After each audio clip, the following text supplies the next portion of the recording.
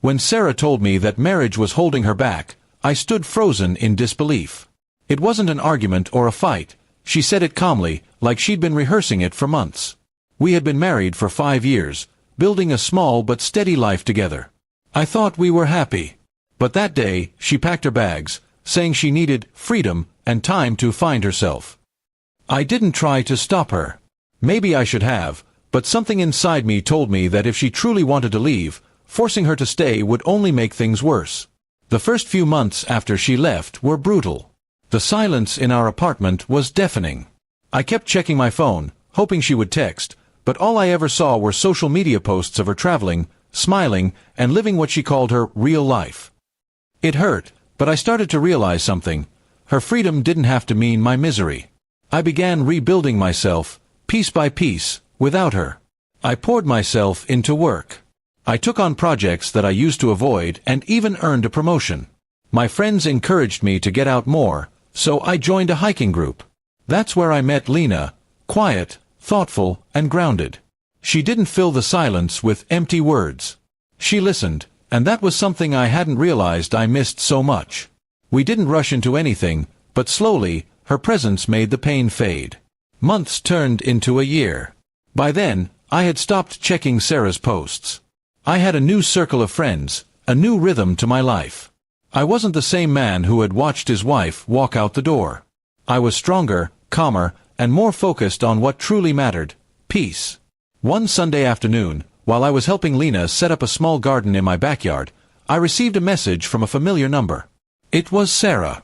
The text read, "Hey, I've been thinking about you. Can we meet?" My heart didn't race like I thought it would. I simply stared at the message for a moment, then placed my phone down and continued planting. Later that night, curiosity got the better of me. I replied politely, asking what she wanted to talk about. She said she was back in town, that her journey of self-discovery hadn't gone as planned, and that she missed me. I felt a pang of something, not love, but sadness for what could have been. Still, I agreed to meet her the next day at a nearby cafe. When I arrived, she looked almost the same, except for the faint lines of regret in her eyes. She smiled nervously, as if unsure of what to say. "You look different," she said finally. I nodded. "So do you." There was a long pause before she confessed.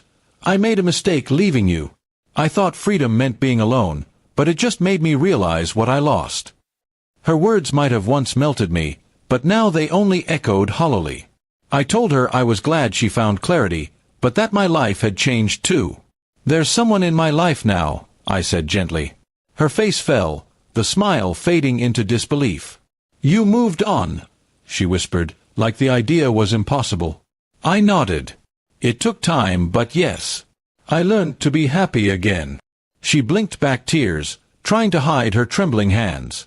"I thought you'd wait for me," she murmured. "I thought you'd understand I just needed time." I sighed. I did wait, for months. But I realized waiting for someone who walked away wasn't love. It was self-punishment. We talked for a while longer, mostly about the past. She told me about the people she met, the failed plans, and how nothing felt right.